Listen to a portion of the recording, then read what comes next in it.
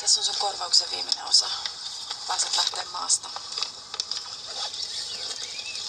Eihän sulle tuu tästä mitään taloudellisia ongelmia. Mulle vai? Älä naurata. Heitä rahasta kiinni. Sä oot mun ystävä. Ja Monika on mun sisko.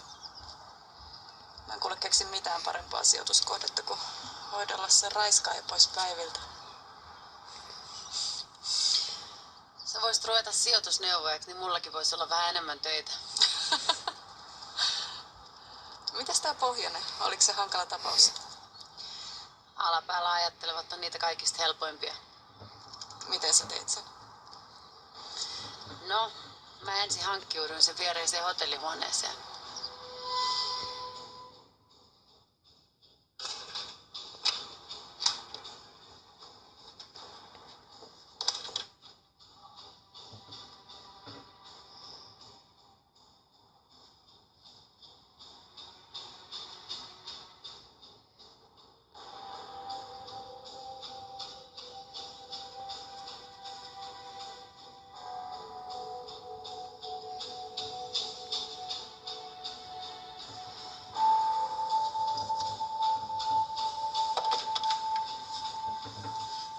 Helvettiä sä vielä.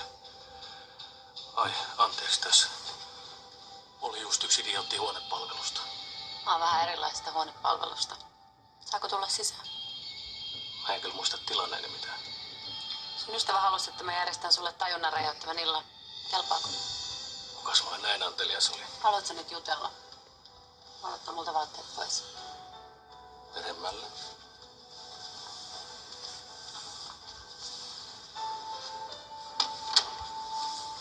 Anteeksi tää sotku.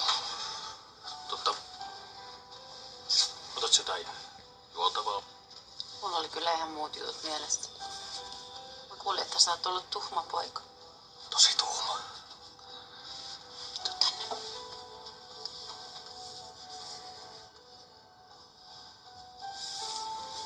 Sulje sun silmät. Pitääkö sua rankasta?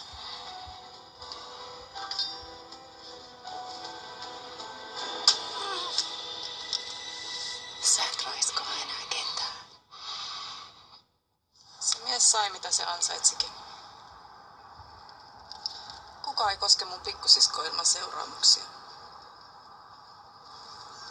Harmeet poliisit pääsi sun jäljille. No, mä olisin muutenkin ollut lähes pois maasta. Se Eerikäinen on tarkka tutkija. Toisin kuin nämä muut möhömahaset sovinistikytät. Joo, Linda on kyllä etevä. Mulla on sen kanssa vähän yhteistä historiaakin. Niin kuin muuten ilmeisesti sullakin. Hei, sähän olit kirjautunut sen nimellä sinne majataloon. Mitä? Ei ne voi yhdistää sua nyt mitenkään tähän. Ei. Kato, mä maksoin sille, että se pitää Monikan murhatutkimuksen ulkopuolella. Miksi? No kato, nyt se kuvittelee, että mä oikeasti uskon, että Monika on tehnyt jotain tyhmää. Tällainen näppärä pieni harhautusliike. Sä oot röyhkeä muija. Kiitos. Sitä paitsi eihän se Lindalla ole muutenkaan mua vastaan mitään todisteita. Varsinkaan nyt, kun mä poistun kuvioista.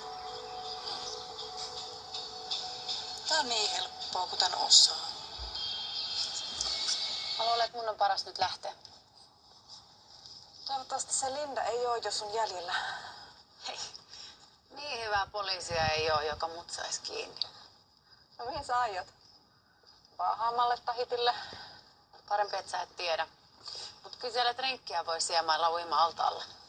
Sen sä oot kyllä ansainnut. Vois varmaan kokeilla jotain muutakin ammattia joskus. Ymmärrän. Ei ole välttämättä palkkamurhailla hirveän hyvät noi eläkeedut. Meinaat sä kertoa sun siskolle?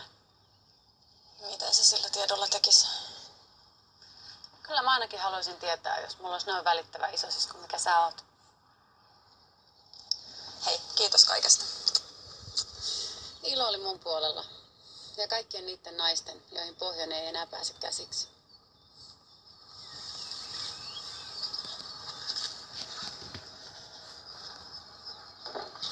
Juttelin Kallen kanssa. Mitäs me juhlitaan? Jos Oliko samppanjan juomiseen jonkun erityisen syyn? Otetaan vaikka sen kunniaksi, että raiskaajan murha on ratkennut.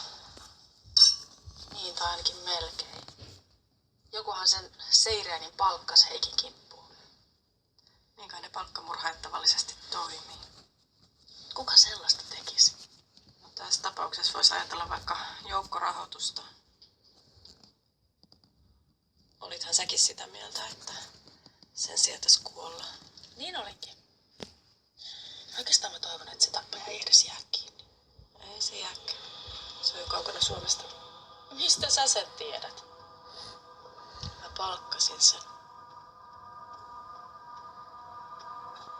Mä halusin suojella sua.